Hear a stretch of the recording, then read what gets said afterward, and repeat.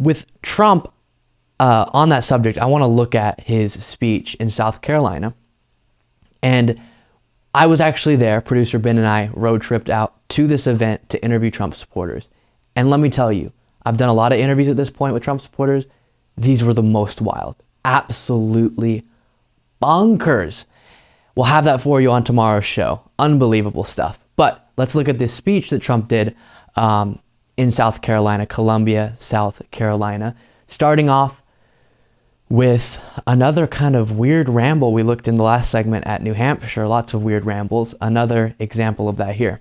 Sure that he does not receive 4 more years. We had a tremendous period of time. We had a tremendous thing happening just 2.5 years ago. I used to say 4 years ago, then 3 years ago, then 2 years, and now it's all of a sudden it's catching. So 2.5 years, if you just take a look at what we did, where this country was greatest economy ever, largest tax cuts in the history of our country. Either I had a brain glitch or he had a brain glitch. Because he used to say 4 then 3. Why would he have said 4 then 3 then 2.5? Because he's going the opposite direction in time, right? He's getting further from when things were good in his mind when he was president. But the times he cited were shorter. I don't know. Either I'm missing something or he had a brain glitch there. That was strange. Next moment, just fully leaning into all of the different attacks many in the right wing have settled on for the left. We're going to stop the left-wing radical racists and perverts who are trying to indoctrinate our youth, and we're going to get their Marxist hands off of our children. In a 12-second clip, he was able to fit in radical, racist, pervert, Marxist, and indoctrinating our youth. That is the line, that they're going with. Without evidence, of course, without actual examples they can cite of there being a mass movement on the left to indoctrinate our children into, whatever it might be, or grooming the children in all these different ways. And it just dishonestly allows their followers to have a completely unjustified hatred for so many individuals on the other side because they believe they're racist, radical, Marxist, and, perverts. You can have a lot of hate in your heart if you think the other side is all those things. And they indeed do. Next moment, we'll take a look at. To bust up the censorship regime and bring back free speech again. We're going to find the deep state actors who have burrowed into government, fire them, and escort them from federal buildings, and it'll go very quickly. To bust up.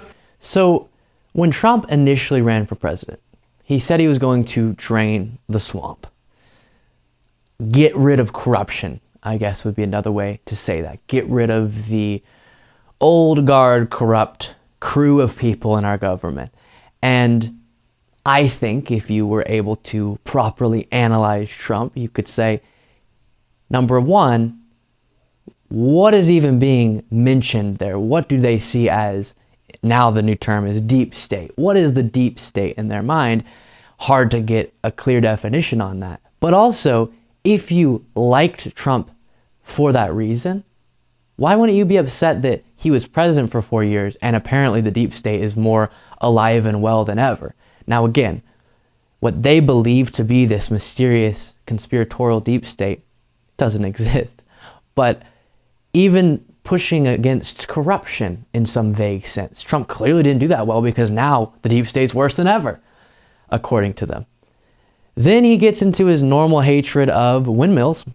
An all-time high is supposed to be the opposite. We demand windmills be built on our oceans, our prairies, our mountains, and our plains, only to realize that they're killing all our eagles and our birds. If you kill a bald eagle, they put you in jail for 5 years. But the windmills knock out thousands of them. Nothing happens. And tons of things kill way more birds than windmills.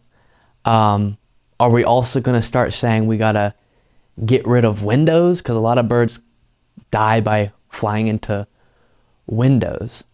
And And this is not the first time he's raged against windmills, as I'm sure you remember. We'll have an economy based on wind. I never understood wind. You know, I know windmills very much. I've studied it better than anybody. I know it's very expensive. They're made in China and Germany mostly. Very few made here, almost none. But they're manufactured tremendous, if you're into this, tremendous fumes, gases are spewing into the atmosphere. You know, we have a world, right? So the world is tiny compared to the universe. So tremendous amount of fumes and everything. You talk about the carbon footprint. Fumes are spewing into the air, right? So that is not true. Why does he just say stuff? I don't know. Wind turbines do not release emissions that can pollute the air or water, with rare exceptions, and they do not require water for cooling. Wind turbines may also reduce electricity generation from fossil fuels, which results in lower total air pollution and carbon dioxide emissions. And that is from the U.S. Energy Information Administration. Now, just because I find this particular topic quite goofy, I guess, here's another example of his hatred for windmills.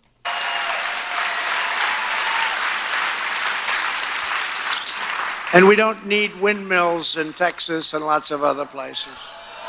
We don't need windmills. They ought to end that program as quickly as they can. It is strange the things that many of the right, much of the right focuses in on as the enemy. And one more example. So well with energy, we're not going to be energy independent in 2 months from now. They're making windmills all over the place to ruin our land and kill our birds, to kill everything. We're not going to be, and they're very intermittent, as you learned from watching over the last 4 months. It's intermittent energy. It's not good. It's not. So the exact quote at one point there was, kill everything. Windmills, they kill everything. Really? Very strange. Okay, back to the South Carolina speech. We're going to stop the appalling weaponization of our justice system. There's never been a justice system like this. It's all investigation. I've been going through it for 7 years. 7 years. We want his taxes. They get the taxes. That's the end of that. Nothing. They were very good. They said, he's very wealthy, but he didn't pay a lot of tax. But you know what we did? We created tremendous jobs because that incentivized us to pay and create tremendous amounts of jobs. And look, we have a country. It's all about incentive. You have to incentivize people, and they're taking the incentives away. We have to be very careful. But we have a weaponized justice system like this country has never. Another ramble of rambles. Holy smokes. So a little tiny bit of what he's saying is true, that we have to set up a system where the incentives are correctly structured so that even if you're someone with tons of money who can hire all the lawyers to help you, you still have to pay a good amount in taxes. And whenever I see that super wealthy individuals such as Trump pay very little in taxes, yes, it can be aggravating towards them as an individual, but that's not important to me. What's more important is the system that allows that. Of course, if you're able to get out of paying taxes, most people are going to, we have to have a system that doesn't allow for that. And what makes that so difficult is the individuals with the most amount of money can give the most to political campaigns and incentivize the politicians to not act to change our tax system. And then Trump talks about that issue as if he would be for holding the powerful accountable. But then whenever he was president, what was his big economic success? Cutting taxes for the wealthy. So he's a part of that system, of course, as well. And last thing we'll look at from this event, Lindsey Graham.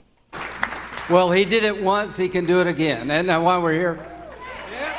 So, Mr. President, I started my political career right there, and I got my first paycheck, and I said, I got to get out of here. To the State House people, you're not doing it for the money. There's one thing I want to talk to you about. We'll continue with it. But such a weird way to start a speech. Man, I got elected here and I hated it because I wasn't able to make enough money. So then I ran for something else that could pay me more. But I totally care about helping people, sure. How many times have you heard, we like Trump policies, but we want somebody new? There are no Trump policies without Donald Trump. I was there. From the man who said enough is enough in regard to Trump after January 6th, now he's right back to licking the boots of Trump because he thinks that's the most politically advantageous thing for him. Very low character. All around, Trump's campaign is just so much less energized, so much less powerful than his past ones. And I don't mean powerful, like impactful to me when I watch him speak. That never happened. But he did motivate his movement in a unique way towards bad ends. And now it doesn't seem to be working as well just by the nature of those speech. Rambly, low energy, boring. And I think that's going to make a difference in this race. It doesn't mean he still can't win the nomination, and it doesn't mean he still can't win the presidency, unfortunately, but it's definitely true to observe that.